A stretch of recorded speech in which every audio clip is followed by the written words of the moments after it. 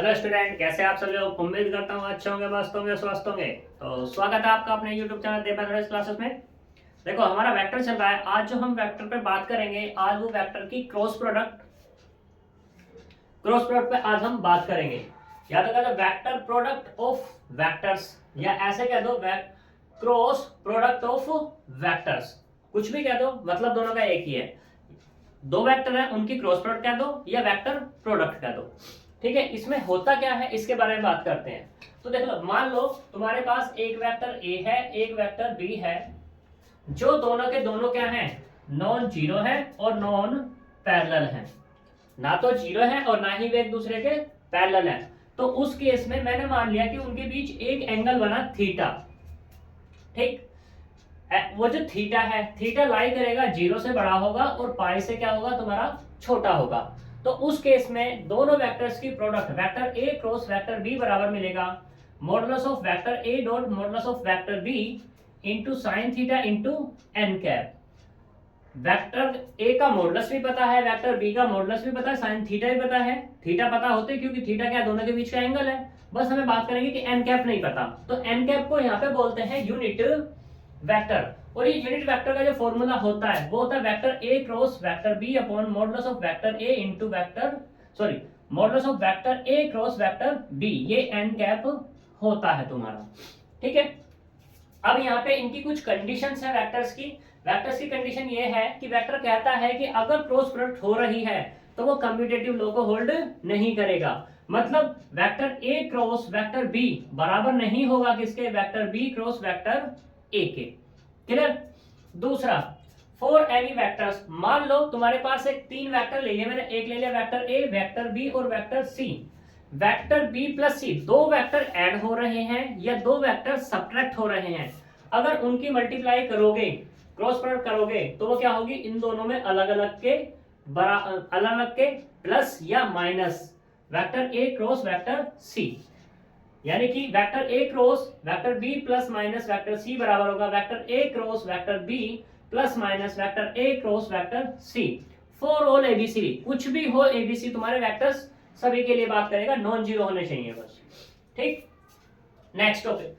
अब कहता है कि two non zero vectors A and B are parallel. दो वेक्टर्स हैं, या तो वो पैरेलल होंगे या वो कोलिनियर होंगे। कब, जब vector A cross vector B बराबर कितना मिल जाए तुम्हें, जीरो मिल जाए। यानी कि vector A cross vector B बराबर जीरो, तभी तुम्हारे पैरेलल होंगे।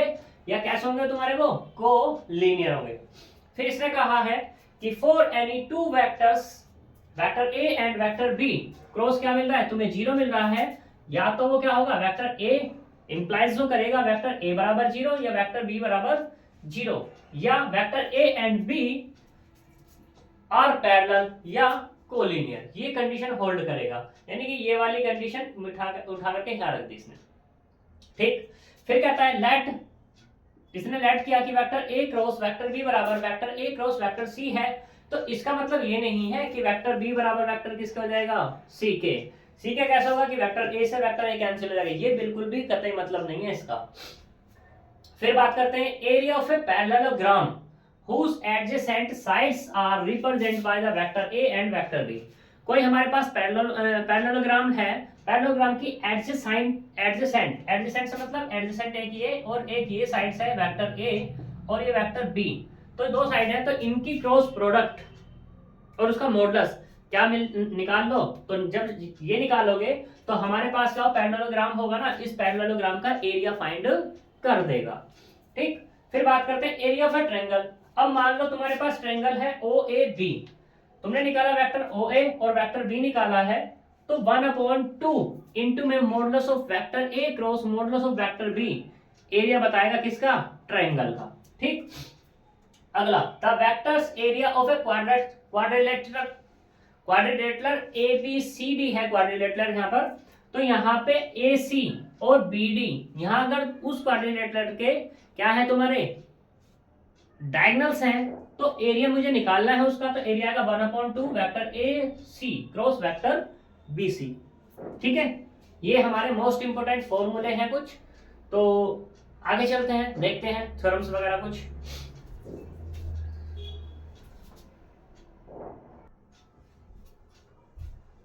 तो देखो यहाँ पे 3 थ्योरम दी हुई है, 3 थ्योरम मोस्ट इंपोर्टेंट है, इन थ्योरम पे बात करते हैं। ठीक है, ये थ्योरम है क्या उसके बारे में जानते हैं। तो सॉल्यूशन किस तरीके से प्रूफ होने वाली है, तो पहले ये वाली थ्योरम ही ले लो, थ्योरम नंबर 3। थ्योरम 3 के प्रूफ मेट पे बात करते हैं, प्रूफ करते हैं। ठीक, प्रूफ 3 कह दो इसको, इसे बेटा दो। तो ये कहता है कि हमारे पास for any two vectors A and vector B, तो प्रूफ करके दिखाना है कि modulus of vector A cross vector B का स्क्वायर बराबर मॉडुलस ऑफ वेक्टर ए का square into modulus of vector B का square minus vector A into vector B का स्क्वायर बराबर है किसके, इसके। ठीक, तो देखो वी हैव, चलते हैं लेकर, हम लेते हैं modulus of vector A cross vector B का स्क्वायर। ठीक, इसको कैसे लिख लें, vector A cross vector B, vector A cross vector B का स्क्वायर लिख सकते हैं। और यहां पे इसको कैसे लिख सकते हैं, vector A cross vector B into में vector A cross vector B, ऐसे भी लिख सकते हैं। और यहां कितना है, vector A cross B, vector A cross B होता कितना है, modulus of vector A into modulus of vector B into में साइन थीटा, क्योंकि दोनों के दोनों सेम है तो इसलिए फिर से क्या आएगा, modulus of vector A into modulus of vector B into sine theta. और एक क्या मिलेगा, एन कैप मिलेगा। और यहाँ पर भी क्या होगा, एन कैप। ये और ये सेम है, ये और ये सेम, तो कितना हो जाएगा, मॉडुलस ऑफ वेक्टर ए का square modulus of vector B का स्क्वायर और ये sine square theta into N cap और उसका भी स्क्वायर, क्योंकि यूनिट वेक्टर है तो इसलिए क्या हो जाएगा, मॉडुलस ऑफ वेक्टर ए का square modulus of vector B का square into sine square theta into 1 हो जाएगा।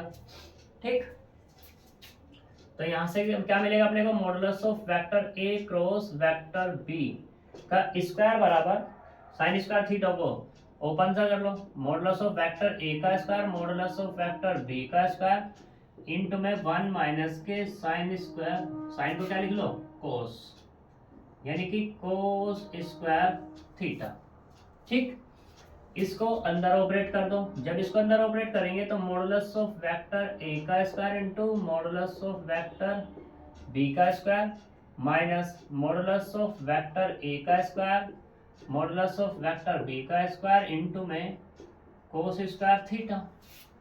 और ये क्या है तुम्हारे पास, मॉडुलस ऑफ वेक्टर ए का square into modulus of vector B का स्क्वायर माइनस ये क्या हो जाएगी, vector A dot vector B का स्क्वायर हो जाएगा, क्योंकि हमें पता है कि vector A dot vector B बराबर modulus of vector A into modulus of vector B into cos theta होता है। ठीक, और ये क्या मिल गया मुझे, modulus of vector A cross vector B का स्क्वायर बराबर modulus of vector A into modulus of vector B का स्क्वायर और माइनस के कितना, modulus of vector A into vector B का स्क्वायर। और यही मुझे क्या करना था, प्रूफ करना था, इस पे स्क्वायर लगा दो। और इसको हम कैसे लिख सकते हैं, डिटरमिनेंट की फॉर्म में भी लिख सकते हैं, क्या कि वेक्टर ए डॉट, ये लिखा हुआ है। ठीक, तो वेक्टर ए डॉट इंटू में vector B, vector A dot vector B लिख सकते हैं, नहीं लिख सकते, क्यों नहीं लिख सकते, देखो पहले इसको सिंप्लीफाई करते हैं। इसको हम ऐसे लिख लेते हैं, मॉडुलस ऑफ वेक्टर ए का स्क्वायर, मॉडुलस ऑफ ए का स्क्वायर है तो इसको हम ऐसे लिख लें, वेक्टर ए का स्क्वायर इंटू वेक्टर बी का square minus vector A into vector B का स्क्वायर। ठीक है जी, सही। अब देखो इसको हम कैसे लिख सकते हैं, modulus of vector A into modulus of vector B, vector A modulus of vector B into modulus of vector B, ऐसे इसको modulus of vector A into vector B modulus of vector A into modulus of vector B. और ये क्या मिल जाएगा, modulus of vector A into vector A, क्योंकि इसकी multiply हो रही है तो यहाँ पे क्या था, modulus of vector B into modulus of vector B, इसकी मल्टीप्लाई इसमें और माइनस के साथ तो vector A dot vector B और vector A dot vector B. ठीक हो गया प्रूफ।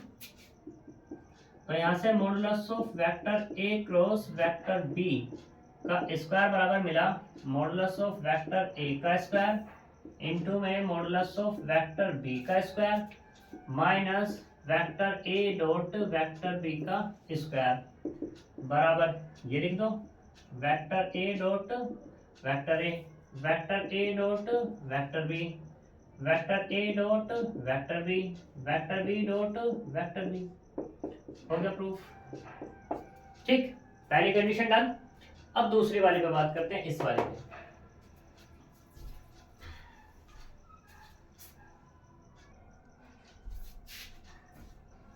अब देख लो थ्योरम नंबर 9 पे बात करते हैं। पहले 10 को बाद में देखते हैं, पहले थ्योरम नंबर 9 पे।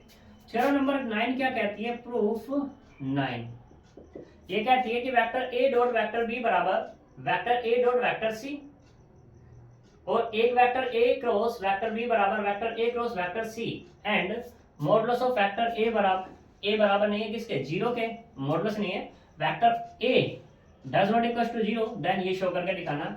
ठीक है, इस केस में है तो तब भी ये शो करके दिखाना, ये है तो तब भी ये दिखाना है। बस कंडीशन ये वाली रहेगी मस्ट। ठीक है, देखो नाउ वी हैव, हमारे पास है क्या कि vector A dot vector B बराबर vector A dot vector C है।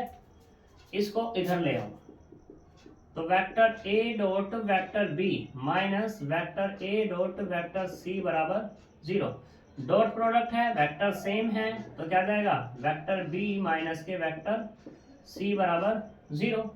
अब इसने कह दिया है कि वेक्टर ए तो भाई साहब जीरो है नहीं, तो क्या जीरो होगा तुम्हारे पास? वेक्टर बी माइनस के वेक्टर सी ही तो जीरो होगा। और जब ये जीरो है तो इसका मतलब क्या होगा? वेक्टर बी बराबर किसके होगा? वेक्टर सी के। ठीक, दूसरी चीज यहां से अगर इसकी बात करूं मैं, vector A dot vector B minus vector C, तो इसका मतलब क्या है कि वेक्टर ए परपेंडिकुलर है किस पे? Vector B minus vector C पे। यही केस तो है। ठीक, तो ये तो चीज पूछ ही नहीं रहा, ये पूछ रहा था कि वेक्टर बी बराबर किसके? वेक्टर सी के। ये हो गया प्रूफ। अब इस वाली चीज को लेते हैं हम यहां पर again, vector A cross vector B बराबर कितना है? वेक्टर ए क्रॉस वेक्टर सी।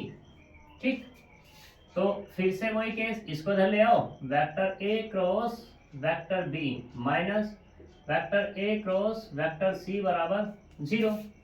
फिर से वेक्टर ए कॉमन क्रॉस में, तो वेक्टर बी माइनस के वेक्टर सी बराबर जीरो। तो इसका मतलब क्या हुआ? वेक्टर ए या तो पैरेलल है या क्या है तुम्हारे पास? कोलीनियर है। कोलीनियर ऑफ कितना? वेक्टर बी माइनस के वेक्टर सी के। ठीक, अब देखो vector A cross vector B minus vector C बराबर किसके? जीरो के। तो यहाँ पे vector A does not equal to zero, उसने पहले ही कह दिया था, तो क्या होगा यहाँ पे? Vector B minus vector C बराबर जीरो होगा। और जब ये जीरो है तो वेक्टर बी बराबर कितना होगा? वेक्टर सी के। यही हमें क्या करना था? प्रूफ करना था। क्लियर इतनी बात? अब हम चलते हैं 10 वाली थ्योरम पे।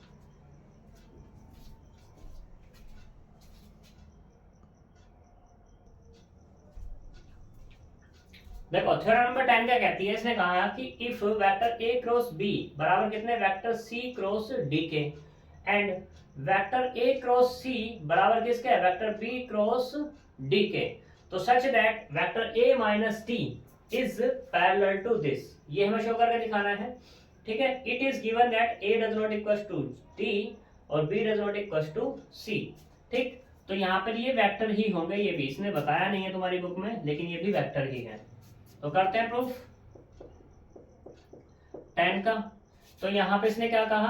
गिवन तो कर रखा इसने खुद ही है क्या कि vector A cross vector B बराबर कितना? Vector C cross vector D के। इसे डाल दे क्वेश्चन नंबर 1 एंड दूसरा क्या है कि vector A cross vector C बराबर किसके है, vector B cross vector D के। सही, मैंने क्या किया, नाउ इक्वेशन 1 में से माइनस करेंगे किसको, इक्वेशन 2 को माइनस करते हैं, तो vector A cross vector B में से माइनस होगा vector A cross vector C बराबर vector C cross vector D minus vector B cross vector D. सही, अब देखो ए यहाँ पर है, ए यहाँ बाहर कर दिया मैंने, तो यहाँ से क्या मिला, क्रॉस में चलेगा वेक्टर बी माइनस के वेक्टर सी बराबर ऐसे यहाँ से vector C minus vector B और क्रॉस में क्या होगा, वेक्टर डी हो जाएगा। ठीक, अब अगर मैं इसको ऐसे लिख लूं, क्या लिख लूं कि vector D cross vector C minus vector B, ऐसे लिखूंगा तो क्या जाएगा, यहाँ पे माइनस का साइन आ जाएगा। इसको मैं इधर ले आता हूं, तो मैं यहाँ पे ले आया vector A cross vector B minus vector C plus vector D cross vector B minus vector C बराबर 0। ठीक है, अच्छा ये सी माइनस है, ठीक है कोई बात नहीं, सी माइनस है तो यहाँ पे क्या आ जाएगा, ये प्लस का ही आएगा, लेकिन ये क्या होगा, सी माइनस होगा, वेक्टर सी माइनस के वेक्टर बी। यहाँ तक कोई प्रॉब्लम। लेकिन अगर मैं यहाँ से माइनस को बाहर निकालूं तो vector A cross B minus C, क्योंकि ये क्या कह रहा है, बी माइनस सी है और ए माइनस टी है, A minus T is parallel to B minus C करेंगे तो प्लस के है वेक्टर डी क्रॉस, तो माइनस बाहर किया वेक्टर बी माइनस के वेक्टर सी बराबर 0। क्योंकि माइनस है, स्केलर है, क्रॉस प्रोडक्ट पर कोई फर्क पड़ने वाला है नहीं, तो माइनस बाहर निकल जाएगा। जब माइनस बाहर निकलेगा तो vector A cross vector B minus vector C minus के कितना होगा, vector D cross vector B minus vector C बराबर 0। अब पूरे से क्या कॉमन है, यहां से मिला वेक्टर ए माइनस के वेक्टर डी और किसके साथ, वो भी क्रॉस के साथ वेक्टर बी माइनस वेक्टर के सी के, और दोनों की क्रॉस प्रोडक्ट क्या आ रही है, 0 है, तो इसका मतलब क्या हो गया, vector A minus vector D is parallel to vector B minus C और क्या हो जाएगी, collinear, vector A minus vector D is collinear to vector B minus vector C के। ठीक है, सही, और ये तभी है प्रोवाइडेड, ये तभी कंडीशन डन है जब क्या हो कि वेक्टर ए बराबर ना हो किसके, डी के, या ऐसे कह दो कि vector A minus T does not equals to 0। जब ये 0 नहीं है तो इसका मतलब वेक्टर बी वेक्टर ए बराबर नहीं होगा किसका, डी के, and vector B minus C does not equals to 0। तो यहाँ से क्या होगा, वेक्टर बी बराबर नहीं है किसके, वेक्टर सी, हैंस प्रूफ, इसे हटा दो। ठीक है, तो ये हमारी कुछ थ्योरम थी, कुछ डेफिनेशंस थी और कुछ नोट पॉइंट्स थे। तो आज हम इतना ही बात करेंगे। जो नेक्स्ट वीडियो में अब हम बात करेंगे वो इसके एग्जांपल्स पे बात करेंगे, और नेक्स्ट वीडियो में सारे सारे एग्जांपल्स को हम खत्म कर लेंगे किसके, क्रॉस प्रोडक्ट के। तो मिलते हैं नेक्स्ट वीडियो में।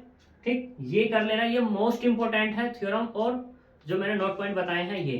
तो मिलेंगे नेक्स्ट वीडियो में, तब तक के लिए बाय बाय।